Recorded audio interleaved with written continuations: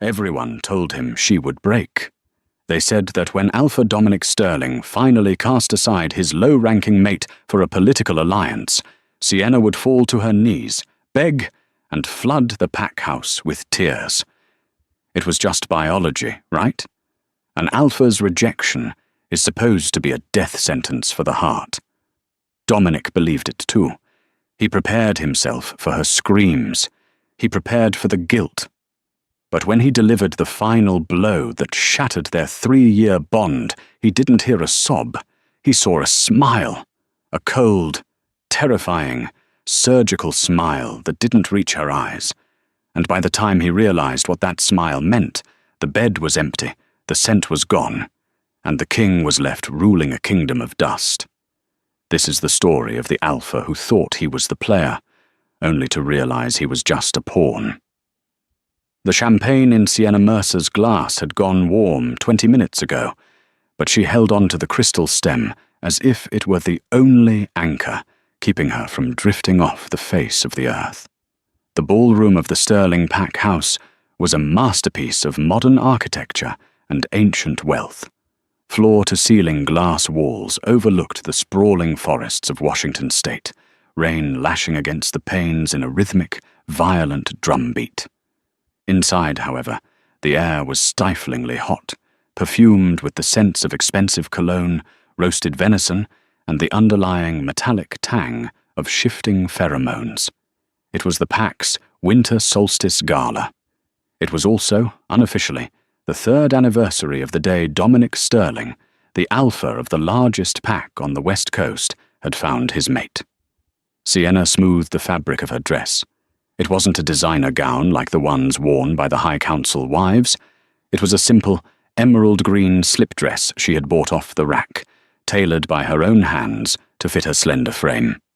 She was a pack doctor, a healer, not a warrior, and certainly not royalty. "He looks agitated," a voice murmured beside her. Sienna didn't turn. She knew it was Cale, Dominic's beta, and perhaps the only person in this room who didn't look at her like she was a temporary placeholder. "He's the alpha, Kyle," Sienna replied, her voice steady, though her wolf was pacing anxiously in the back of her mind. Something is wrong.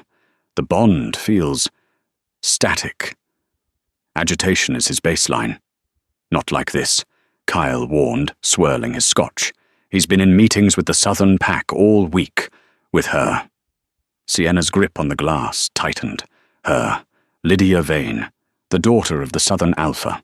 A she-wolf with a pedigree as long as the coastline, blonde hair that looked spun from gold, and a hunger for power that rivaled Dominic's own. "He loves me, Kyle," Sienna whispered, though it sounded more like a question than a statement. "I know he does, Si," Kyle sighed, looking away. "But Dominic loves his legacy more." A hush fell over the room. The heavy oak doors at the top of the grand staircase swung open. Dominic Sterling stepped out. He was a force of nature. Standing 6'4", with shoulders broad enough to carry the weight of the entire territory, he wore a tuxedo that strained against his muscles. His dark hair was swept back, his jaw set in a line of grim determination. His eyes, stormy grey, swept the room, locking onto Sienna for a fraction of a second before skittering away. He flinched. Sienna felt it through the bond, a sharp, stinging recoil, as if looking at her physically pained him. "My pack," Dominic's voice boomed, amplified by the acoustics of the hall. He didn't need a microphone. His alpha command demanded silence. "Tonight is a celebration of our strength, of our survival through a harsh winter. But an alpha's duty is not just to survive. It is to ensure we thrive." Sienna's heart hammered against her ribs. "Here it comes," her wolf whimpered. "The proposal. He's going to finally mark us publicly." Dominic descended the stairs, but he didn't walk toward Sienna. He stopped at the base, turning toward the VIP entrance. "The Sterling Pack has long fought over borders with the South," Dominic continued, his voice devoid of warmth. "Blood has been spilled, lives lost. Today I end that war." He extended a hand. Lydia Vane stepped out from the shadows. She was resplendent in a gown of shimmering silver, looking every inch the Lunar Queen. She took Dominic's hand, her eyes flashing triumphantly toward the corner where Sienna stood. "I am proud to announce," Dominic said, the words feeling like jagged stones in the air, "the union of the Sterling and Vane bloodlines. Lydia Vane will be my Luna. We will be mated at the next full moon." The silence that followed was absolute. It wasn't a cheer. It was a collective intake of breath. Every head in the room turned. 300 pairs of eyes swiveled from the alpha on the stage to the woman in the green dress standing by the bar. They expected the sound of breaking glass. They expected a scream. They expected Sienna to fall to her knees, crushed by the biological devastation of a fated mate rejection. Dominic looked at her then. He braced himself. He could feel the bond between them tearing, fraying like a rope under too much tension. He saw the color drain from her face. "Forgive me," he thought, projecting it toward her, though he blocked her from replying. "I have to do this for the pack. You were never strong enough to protect them. Hate me if you must, but don't make a scene." Sienna stood frozen. The pain was blinding. It felt like someone had reached into her chest and crushed her lungs with a hydraulic press. Her wolf howled in agony, curling into a ball in the recesses of her mind, dying a slow death. But Sienna Mercer was not just a wolf.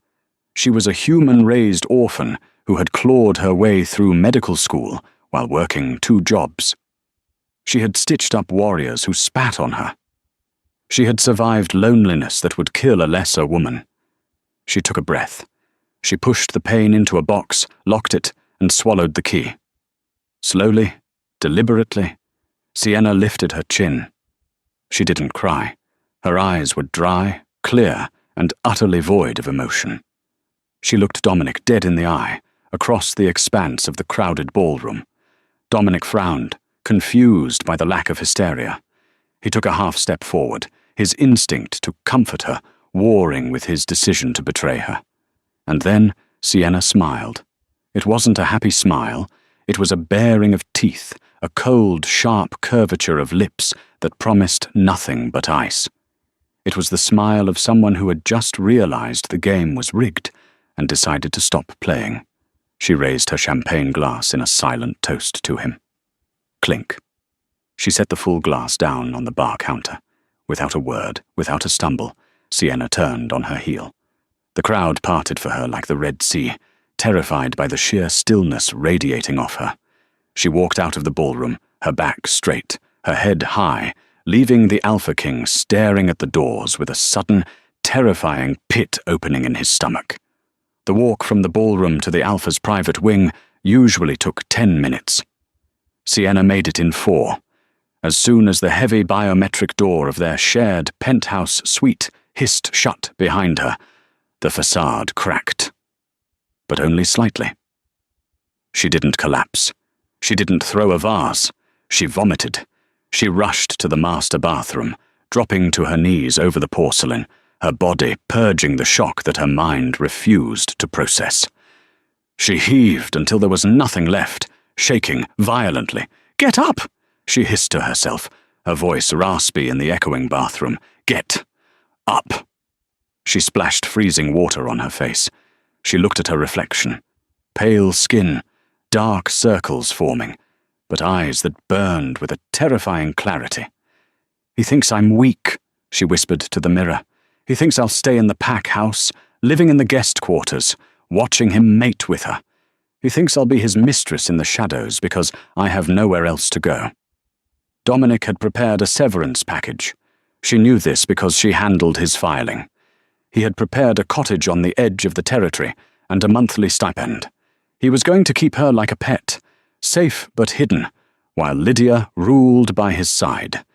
He had underestimated her. Sienna moved into the bedroom. She didn't grab a suitcase. Suitcases were bulky. They signaled travel. She grabbed a tactical duffel bag from the back of the closet, the one she used for emergency medical evacs. She moved with military precision. Clothes? No.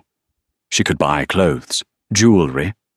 Only the locket her mother gave her, the diamond necklace Dominic had given her last Christmas, remained on the dresser. Laptop? Yes.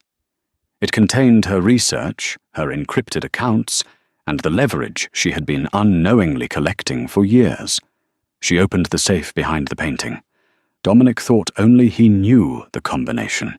He didn't know that Sienna had treated the retinal scanner's installer for a gash 3 years ago and had memorized the override code while he was delirious with pain. Beep. Whir. Click. The safe swung open. She ignored the stacks of cash. Cash was traceable if the serial numbers were logged. Instead, she reached for the false bottom of the safe. Beneath the velvet lining lay a passport. The name on it was not Sienna Mercer. It read, Dr. Sierra Thorne, citizenship, Swiss. Always have an exit strategy, her father had told her before the rogue attack that killed him. She shoved the passport and a drive containing millions of dollars in cryptocurrency access keys into her bag. She walked to the bedside table. On it sat a framed photo of them from a hiking trip. They looked happy. Dominic looked human. Not like a king. Sienna took the photo out of the frame. She didn't tear it. She didn't burn it. She simply flipped it over, wrote 3 words on the back, and placed it face down on the pillow. Stop looking. She looked at her left hand, the promise ring, a simple silver band he'd given her before he became Alpha, felt heavy. She slid it off. It left a pale band of skin on her finger. She dropped the ring into the half-empty glass of water on the nightstand. Plink. She checked her watch. 9:42 p.m. Dominic would be stuck in the congratulatory receiving line for at least another hour. Lydia would demand his attention. Sienna went to the closet and pulled on a nondescript grey hoodie and jeans. She tied her hair back. Then she did the hardest thing yet. She sat on the edge of the bed and closed her eyes, reaching into the deep, a spiritual part of her mind where the mate bond lived. It appeared as a golden tether connecting her chest to his. It was currently vibrating with his guilt and confusion. I reject you, she whispered. She couldn't break the bond fully without him accepting it, but she could mask it. She visualized a brick wall. She built it brick by brick, mortar by mortar, sealing off her emotions from him. On the other side of the compound, in the ballroom, Dominic stumbled mid-sentence. He clutched his chest, gasping, as the warm hum of Sienna's presence in his mind suddenly vanished. It wasn't just quiet, it was gone, like a radio simply unplugged. Dominic? Lydia asked, placing a manicured hand on his arm. Darling, the cameras are flashing. I need a moment, Dominic stammered. Back in the penthouse, Sienna opened the balcony door. The storm was raging outside. Perfect. The rain would wash away her scent within minutes. She didn't use the elevator. She vaulted over the railing, catching the trellis covered in thick ivy. She climbed down 3 stories with the agility of a wolf, her boots hitting the wet grass silently. She ran. She didn't run toward the main gate. She ran toward the river that bordered the territory. A black sedan was waiting there, lights off, engine idling. The window rolled down. A human man with sharp glasses sat behind the wheel. "You're late, Dr. Thorne," the man said. "Traffic was murder," Sienna replied dryly, tossing her bag into the back. "Drive. If we don't hit the airfield in 40 minutes, the jet leaves without us." "And the Alpha?" the driver asked, glancing at the massive, glowing pack house on the hill. Sienna looked back one last time. She saw the lights of the penthouse flicker on. She imagined Dominic bursting into the room, calling her name. She imagined him finding the ring in the water. "The Alpha is dead to me," she said. "Drive." The car peeled away into the darkness, disappearing into the storm just as a howl of pure, unadulterated anguish ripped through the night air, shattering the windows of the Sterling pack house. Dominic had found the room. He had found the ring. And he had realized, too late, that the silence was far worse than the tears. The storm that night lasted for 3 days. It washed away every footprint, every scent molecule, and every tire track. For 3 days, the Sterling pack was not a home. It was a hunting ground. Dominic tore the territory apart. He mobilized every tracker, every warrior, and every drone the pack owned. He didn't sleep. He didn't eat. He existed solely on caffeine and the manic, terrified energy of a man who realizes he has lost his vital organ. Alpha, Kyle's voice was cautious, bordering on fearful, as he stepped into the wreckage of the penthouse on the 4th morning. The room was destroyed. The mirror where Sienna had looked at herself was shattered. The bed was stripped. The photo frame lay face down on the floor. The words, "Stop looking," burning a hole in the back of Dominic's retina every time he looked at it. Dominic was standing on the balcony, soaking wet, staring at the tree line. He looked like a ghost, unshaven, eyes bloodshot, his aura vibrating with a dangerous, unstable static. "Report!" Dominic rasped. "We tracked the tire marks to the old logging road," Kyle said, clutching a tablet. "They end at the river. We found tire tracks leading into the water." Dominic whipped around. "Into the water?" "It looks like the car went off the bridge, Alpha. The current is strong. We've sent divers, but—" Kyle trailed off. He didn't mention that they hadn't found a body. He knew Dominic needed hope, even if it was false. "She's not dead," Dominic snarled, the gold in his irises flaring. "I would feel it. The bond. It's muted, it's blocked, but it's not broken. She's out there." "Dominic." The voice was sharp, imperious. Lydia Vane stood in the doorway. She was dressed in pristine white, a stark contrast to the muddy, bloody chaos of the room. She stepped over a broken lamp with disdain. "This has to stop," Lydia said, crossing her arms. "You have humiliated me enough. You leave your future Luna standing at the altar of our engagement party to chase after a runaway servant. She was my mate," Dominic roared, the sound shaking the glass in the remaining windows. "She was a liability," Lydia countered, her voice dropping to a venomous hiss. "She was weak, Dominic. She had no political value. She ran because she knew she couldn't compete. If she's gone, good riddance. Now clean yourself up. The Southern Council is arriving at noon to finalize the treaty. You need to look like a king, not a heartbroken puppy." Dominic looked at Lydia. For the first time, he really saw her. He saw the cold calculation in her blue eyes. He saw the complete lack of empathy. He saw the woman he had chosen over the woman who had loved him for him. A wave of nausea hit him. "Get out," Dominic whispered. "Excuse me. I said get out," Dominic bellowed, his alpha voice slamming into her like a physical blow.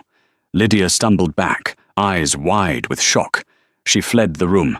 Dominic turned back to Cale. "Keep looking. I don't care if it takes 10 years. Hire private investigators. Check the human hospitals. Check the morgues. Check everything." 2 years later, the Sterling pack was richer than it had ever been. The alliance with the South had created a supernatural superpower that controlled the entire West Coast economy. They owned senators, they owned shipping lines, and they owned the finest real estate. But the pack house was a tomb. Dominic Sterling sat at the head of the long mahogany table in the council room. He was impeccably dressed in a charcoal suit. He was heavier now, more muscle, broader, hardened. His face was a mask of stoic indifference. He was the most feared alpha in the hemisphere. He was also the loneliest man alive. "The trade routes through Oregon are secure," Lydia said from his right. She wore a diamond choker that cost more than most houses. She was technically the Luna, but in title only. They shared a bedroom, but Dominic slept on the couch in his study. They appeared at galas together, but he never touched her. The mating had been a formality, a biting of the neck without the soul-binding connection. Lydia hated him for it, and he hated her for existing. "Good," Dominic said, not looking up from his files. "There is one more issue, Alpha," Kyle said from the other end of the table. Kyle looked tired. He had aged 10 years in the last 2. The rot. The room went silent. The rot was a new, terrifying pathogen attacking werewolf packs in Europe. It started with a cough, then the inability to shift, and finally, total organ failure. It was aggressive, and it was spreading.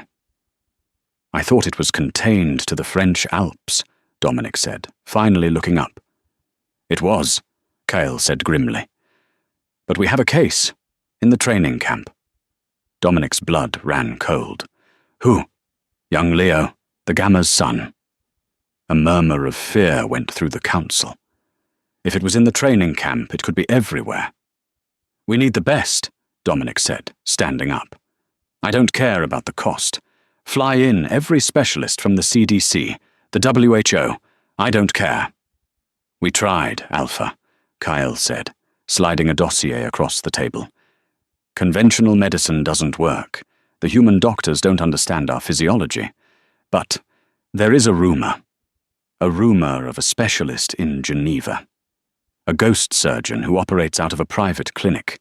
They say she has cracked the code on lichen-human genetics." Dominic opened the file. There was no photo, just a name and a reputation that was legendary in the medical underground. "Dr. Sierra Thorne," Dominic read aloud. "She's expensive," Kyle noted, "and she's notoriously private. She doesn't do house calls." "Then we go to her," Dominic said, snapping the file shut. "Prepare the jet. We leave for Switzerland tonight." Dominic felt a strange tug in his chest. A flicker. The brick wall in his mind, the one Sienna had built, seemed to shudder. He ignored it. He had a pack to save. He didn't know he was flying directly into the storm he thought he had escaped. Geneva, Switzerland, was a city of ice, money, and secrets. It was the perfect place for a woman who wanted to be all three. Dr. Sierra Thorne stood in the scrubbing room of the Clinique du Lac, peeling off her latex gloves. They were stained with silver-laced blood. "Vitals are stable," a voice said over the intercom. "Great work, Doctor. The silver nitrate extraction was a success. The Alpha will walk again." "Keep him sedated for 24 hours, Sierra commanded, her voice cool and authoritative. "And tell his pack that if I catch them trying to feed him raw meat before his gut heals, I will discharge him personally." She stepped out into the hallway, pulling off her surgical cap. 2 years. It had taken 2 years to build this. Sienna Mercer was dead. In her place stood Dr. Sierra Thorne. Her hair was different, cut into a sharp, chic bob and dyed a platinum blonde that matched the Swiss snow. She wore contacts that turned her warm brown eyes a striking, icy hazel. She dressed in tailored silk blouses and pencil skirts, walking with the confidence of a woman who held life and death in her hands. She wasn't just a doctor anymore. She was the doctor. She had used the money from the safe to buy a new identity, finish her specialized degree in record time under a pseudonym, and open this clinic. She catered to the supernatural elite. Vampires with blood disorders, fae with iron poisoning, and werewolves with battle wounds human hospitals couldn't explain. She was rich. She was respected. She was free. "Coffee?" Sierra looked up. Dr. Adrian Cross was leaning against the doorframe of her office, holding 2 steaming cups. Adrian was beautiful in a way that was almost unfair. Tall, with sandy hair and eyes that crinkled when he smiled, he was the head of immunology at the clinic. He was human, but he knew about the supernatural world. He was also the only person in Geneva who made Sienna smile for real. "You're a lifesaver, Adrian," she said, taking the cup. "Rough surgery?" he asked, following her into her office. The office was a sanctuary of glass and steel overlooking Lake Geneva. "Messy," she admitted, Alpha ego is harder to stitch up than alpha skin. Adrian laughed. He sat on the edge of her desk. Speaking of alphas, we have a problem. Or rather, an opportunity, depending on how you look at it. Sierra sipped her coffee. I'm not taking new patients until next month, Adrian. I'm booked solid. You might want to see this one, Adrian said, his voice turning serious. He handed her a tablet. Sierra glanced at the screen. Her heart stopped. It literally skipped a beat, a physical thud against her ribs. Request for urgent consultation. Patient, Leo Miller. Child, age 10. Affiliation, Sterling Pack, Washington, USA. Point of contact, Alpha Dominic Sterling. The cup trembled in her hand. A tiny splash of coffee hit the pristine white desk.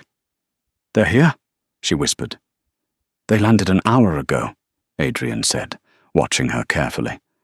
They requested you specifically. Apparently they have a case of the rot. It's bad, Sierra. It's a kid. Leo. She remembered Leo. He was the Gamma's son. She had given him his vaccinations when he was a toddler. He used to bring her wildflowers. Reject the request, Sierra said, standing up abruptly. She turned to the window, her breath fogging the glass. Send them to the facility in Berlin. Berlin has a 40% survival rate for the rot, Adrian said softly. You have 90%. I can't do it, Adrian. Why? Adrian stood up and walked over to her. He didn't touch her. He knew her boundaries, but he stood close enough to offer support. You've never turned away a child. Because that pack. Sierra closed her eyes. That pack is the reason I'm here. The Alpha. He is the one who broke me. Adrian was silent. He knew she had a past, that she ran from a bad breakup, but he didn't know the details. He rejected you? Adrian guessed. He traded me, she corrected, her voice hardening. Like cattle, for a treaty. Then make him pay, Adrian said. Sierra turned to look at him, surprised. What? If you send them away, the boy dies. Dominic Sterling goes home sad, but he moves on. But if you save the boy... Adrian's eyes glittered. If you save the boy, you hold the power. You force the Alpha to owe you a life debt. You make him look you in the eye and see exactly what he threw away. You don't hide, Sierra. You rise. Sierra looked at the tablet again. She saw the name Sterling. She felt the phantom sensation of the bond. It was scratching at the brick wall, sensing proximity. Dominic was in the city. She looked at her reflection in the window. The platinum hair, the sharp suit, the cold eyes. She wasn't Sienna Mercer, the girl in the green dress who cried in the bathroom. She was Dr. Thorne, and Dr. Thorne didn't run. Okay, Sierra said. Her voice was steady, deadly calm. Approve the consultation. For when? Adrian asked. Tomorrow morning, 9 a.m. sharp. She walked to her desk and opened a drawer, pulling out a tube of blood-red lipstick. And Adrian? Yes? Triple the fee. Adrian smirked. Done. The next morning, the conference room of the Clinique du Lac was sterile and intimidating. Dominic sat on one side of the glass table, Kyle beside him. They looked out of place in the pristine, futuristic environment. They were creatures of the forest, trapped in a cage of science. Dominic was agitated. We've been waiting 20 minutes, he growled. Who does this woman think she is? The only one who can save Leo, Kyle reminded him.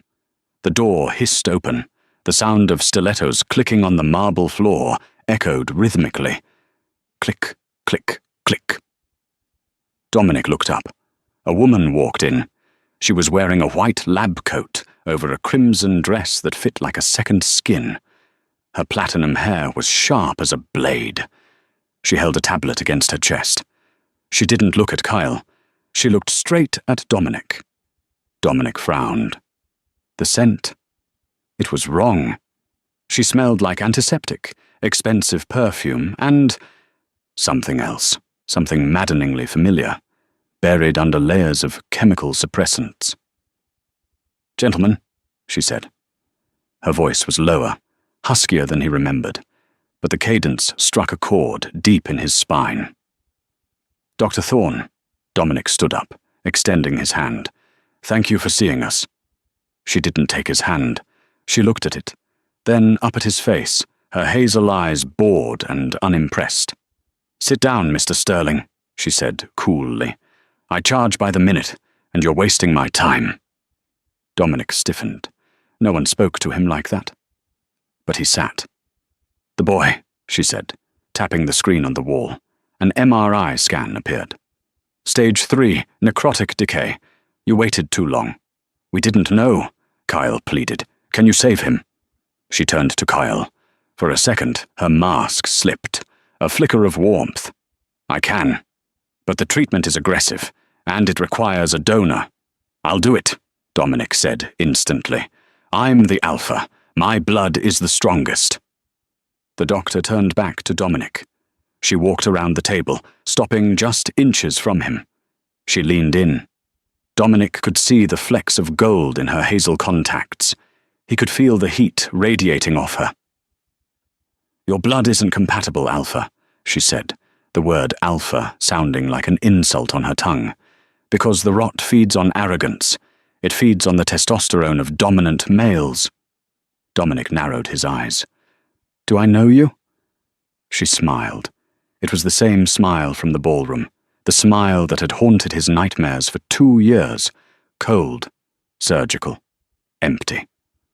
"I'm just a doctor, Mr. Sterling," she whispered. "But you look like you've seen a ghost." She pulled back and tossed a contract onto the table. "Sign here. The fee is $5 million, up front. And one more condition." "Anything," Dominic said, his gaze fixed on her face, trying to solve the puzzle. "I want full medical custody of the patient," she said. "The boy stays here, in Geneva, without you." "I can't leave a pack member behind," Dominic argued. "Then he dies," she said, reaching for the file to close it. Dominic slammed his hand down on the contract. "Fine, I'll sign." He signed his name with a heavy stroke. Dr. Thorne picked up the paper, checking the signature. "Excellent," she said. "Dr. Cross will show you out."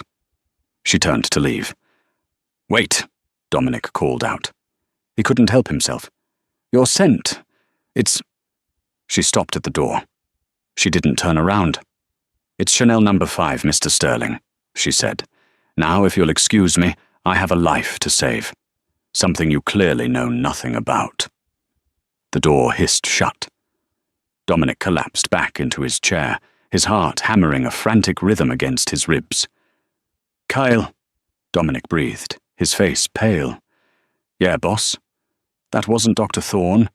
"What do you mean?" Dominic looked at the closed door, a mixture of horror and desperate, agonizing hope flooding his veins.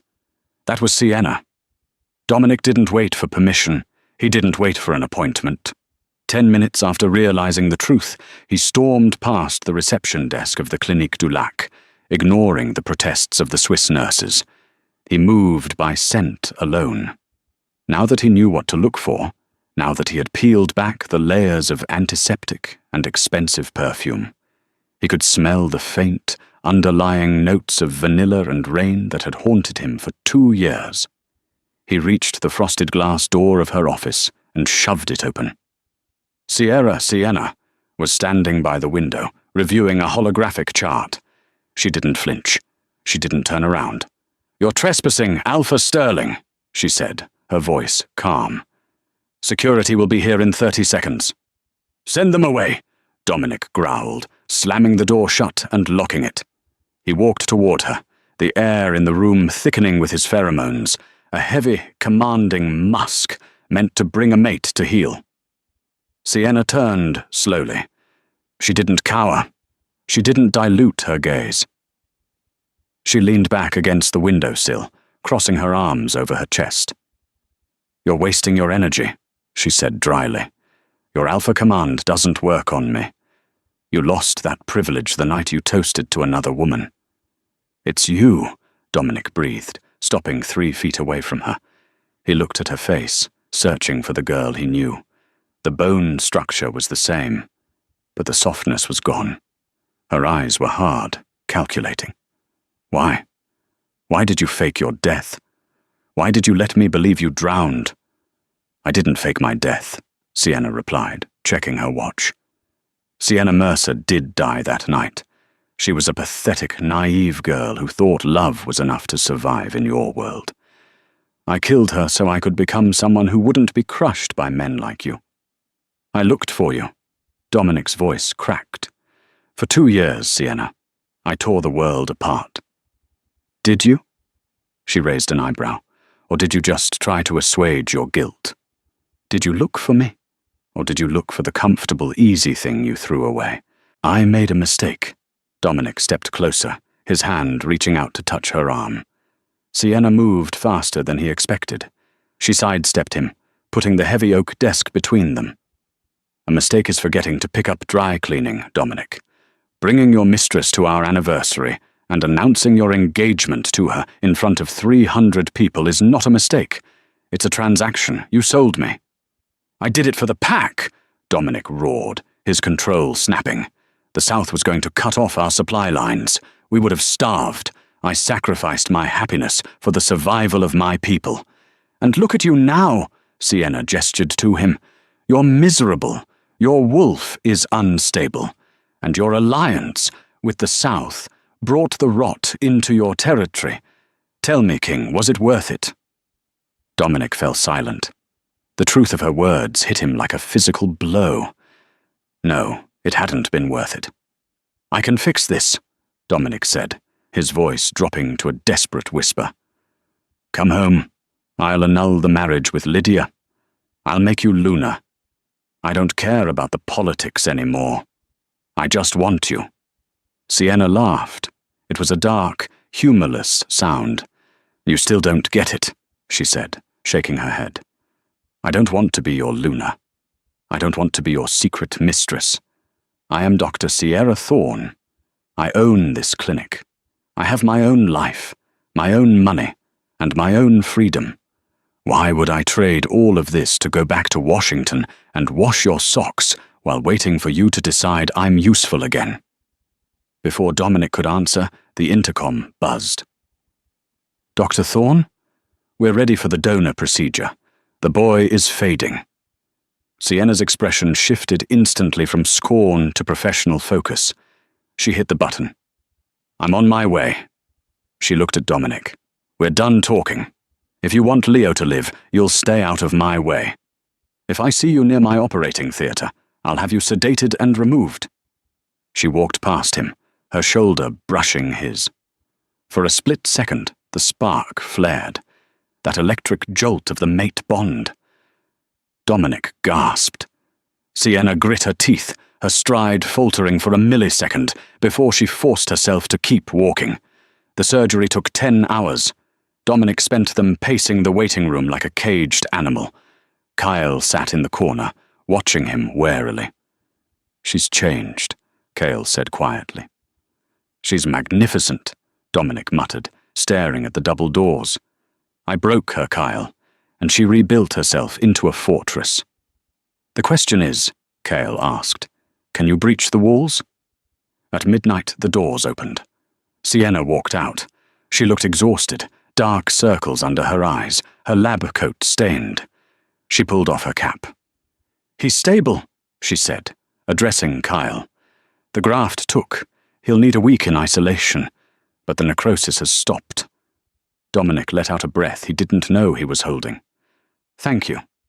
Sienna didn't acknowledge him. She turned to a nurse. Prepare the post-op chart. I'm going to my office to rest. Doctor! A sharp, shrill voice cut through the sterile air. The elevator doors at the end of the hall had opened. Lydia Vane stepped out, flanked by 2 Southern guards. She was wearing a fur coat and looked furious. Lydia! Dominic frowned. What are you doing here? I came to see what was taking so long, Lydia snapped, marching over. She looked at Sienna with disdain. So this is the miracle worker. You look like a glorified nurse. Sienna slowly straightened her spine. She looked at Lydia. The recognition in Lydia's eyes was slow. But when it hit, it was explosive. Lydia's face went pale, then red. "You." "Hello, Lydia," Sienna said calmly. "You're supposed to be dead," Lydia shrieked. She pointed a manicured finger at Dominic. "You knew. You brought us here to see her." "I brought us here to save a child." Dominic stepped between them. "Stand down, Lydia." "I will not," Lydia hissed. She turned to her guards. "Remove this woman. She is a traitor to the Sterling Pack. She is a runaway. By law, she belongs in the cells." The guards hesitated. This was neutral ground. "I said arrest her!" Lydia screamed. One of the guards reached for Sienna. Snap! Before the guard's hand could touch her, he was on the ground. Sienna hadn't moved, but Adrian Cross had. The immunology doctor had stepped out of the shadows, wielding a taser with practiced efficiency. At the same moment, the clinic's security team, massive, hulking men who looked more like mercenaries than mall cops, surrounded the group. Sienna stepped forward. She looked down at the guard groaning on the floor, then up at Lydia. "You seem confused, Miss Vane," Sienna said, her voice dripping with ice. "You are not in Washington. You are in my clinic. In this building, I am the Alpha, and you are trespassing." She turned to her security chief. "Escort Miss Vane to the airport. If she resists, sedate her." "You can't do this!" Lydia screeched as two guards grabbed her arms. "I am the Lunar Queen." "Not here," Sienna said, turning her back. "Here, you're just a germ."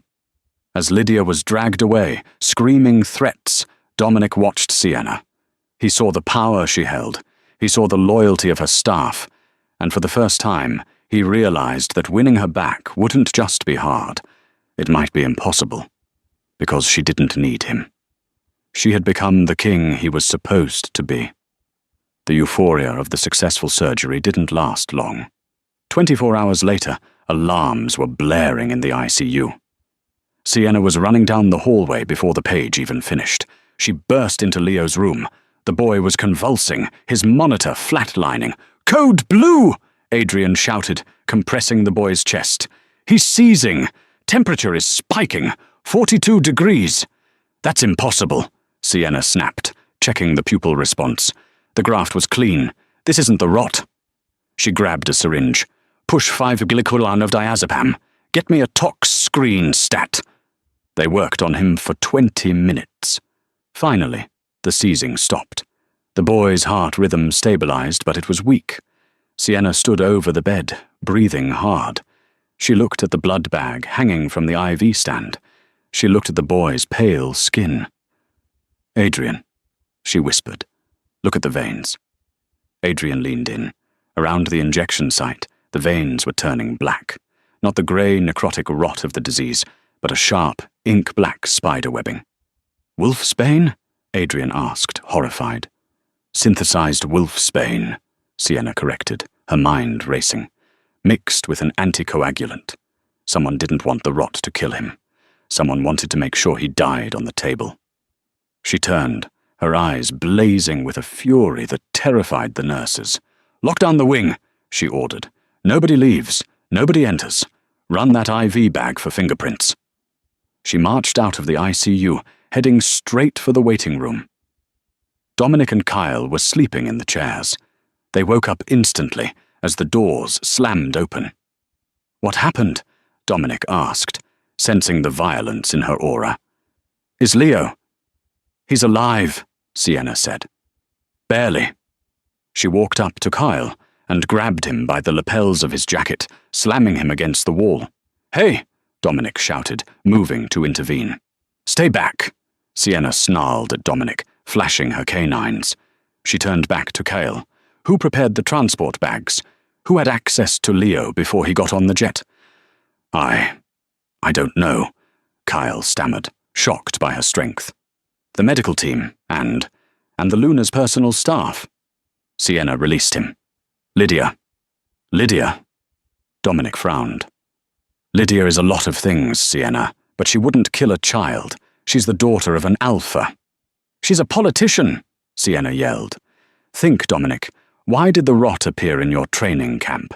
Why only one case? Why Leo? Leo is the Gamma's son. If he dies under your care, the Gamma loses faith. The pack fractures. Who benefits from a fractured Sterling pack? Dominic went still. The South. She poisoned him, Sienna said, pacing the room. She poisoned him to force you to come here, or to kill him and blame my incompetence. She tried to sabotage the surgery. That's a heavy accusation, Dominic said slowly. We need proof. You want proof? The door opened. Adrian walked in. He was holding a plastic evidence bag. Inside was a small, empty vial found in the trash bin of the private bathroom in the VIP waiting suite, the suite Lydia had used for 10 minutes before barging into the hallway. Spectroscopy confirms it, Adrian said grimly. Concentrated aconite, synthetic strain, manufactured in Atlanta. The southern capital? Dominic stared at the vial. The betrayal was absolute. It wasn't just a bad marriage anymore. It was an act of war. Lydia hadn't just cheated or lied. She had tried to murder a child of his pack to stage a coup. The heat in the room dropped. Dominic went very, very quiet. When he looked up, his eyes were fully black. The wolf was in control. "Where is she?" Dominic asked. His voice didn't sound human. "She's at the airport," Sienna said, checking her tablet. "Her private jet is filed to depart in 30 minutes. Dominic turned to the door. "Dominic!" Sienna called out. He stopped. "Don't kill her," Sienna said. Dominic turned back, surprised. "She tried to destroy me. She tried to frame you. If you kill her, you start a war with the South that will kill thousands," Sienna said, her logic cutting through his rage. "You're a king, not a thug. Act like one." "Then what do I do?" Dominic asked, looking at her for guidance, something he hadn't done in years. Sienna walked over to him. She reached into her pocket and pulled out a flash drive. This drive contains the security footage of the waiting room. It captures her disposing of the vial. It also contains the tox reports. She placed the drive in his hand. Her fingers brushed his palm. The heat was undeniable, but this time, neither pulled away. "You go to that airport," Sienna said softly. "And you don't kill her. You destroy her. You strip her of her title, her alliance, and her dignity. You send her back to her father in disgrace. You end the treaty on your terms." Dominic closed his fingers around the drive. He looked at Sienna with a mixture of awe and profound regret. "You should be the one doing this," he said. "You were born to rule." "I am ruling," Sienna gestured to her clinic. "This is my kingdom. Now go. Save your pack." Dominic nodded. He turned to Kyle. "Get the car." As they reached the door, Dominic paused. "Sienna." "Yes? When I'm done?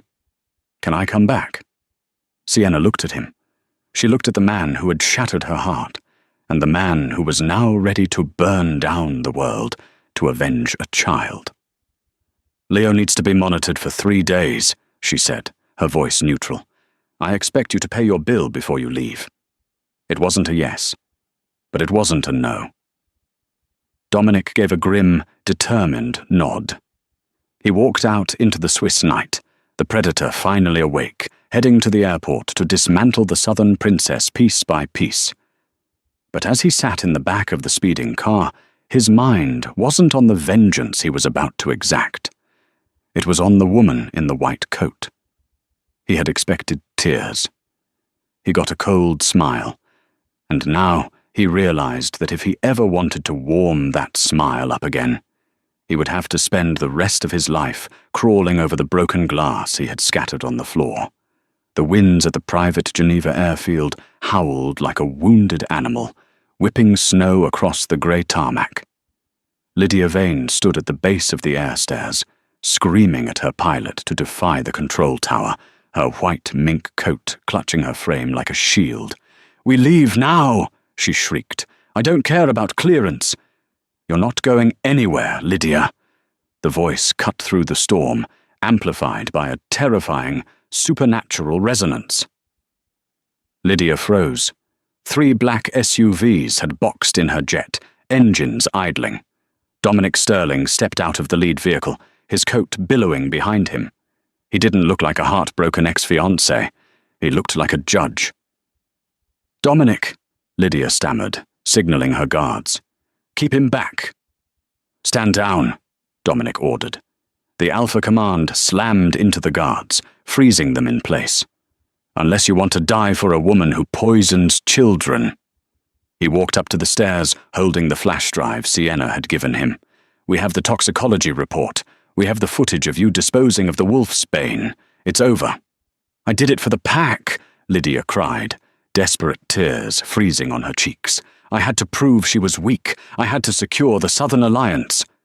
"The Alliance is dead," Dominic said calmly. He pulled Lydia's stolen phone from his pocket and held it up. The screen glowed with an active call. "And so is your inheritance. Alpha Vane, did you hear her confession?" A furious voice crackled over the speaker. "I heard. You have brought shame to our bloodline, Lydia. The Southern Council disavows you. Do not return to Atlanta." The line clicked dead. Lydia collapsed onto the metal steps, sobbing. She was no longer a princess. She was a liability. "Kill me," she whispered, looking up at Dominic. "Just get it over with." Dominic reached out, ripping the sterling crest pendant from her neck. He tossed the gold chain onto the wet asphalt. "No," he said. "Death is too easy. You are exiled, Lydia. You are rogue. If you ever step foot on sterling land again, you will be hunted. Go. Live with the knowledge that you had everything, and lost it because you were cruel." He turned his back on her wailing form and walked away. The snow crunched under his boots, burying the past. The sun reflected blindingly off Lake Geneva as Dominic stood in the lobby of the Clinique du Lac. Sienna descended the stairs, not in a lab coat, but in a soft cashmere sweater. She looked radiant and entirely out of his league. "Leo is awake," she said softly. "He's asking for his Alpha." "I'll see him," Dominic said. He slid a check across the reception desk. 5 million, plus interest. Sienna glanced at it. "Thank you. Now you should go. Your jet is waiting." "Sienna?" Dominic stepped closer, his voice raw. "Come back with me. I've exiled Lydia. The penthouse is yours. Be my Luna. Let me fix this." Sienna sighed, looking out at the snow-capped Alps. "I can't, Dominic." "Do you not love me?" "I love you," she admitted, turning to him, her hazel eyes sad but firm.